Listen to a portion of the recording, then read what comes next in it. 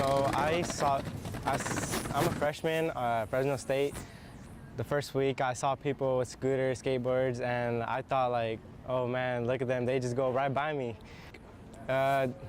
This is more portable, you know, you can carry this so much easier than a bike.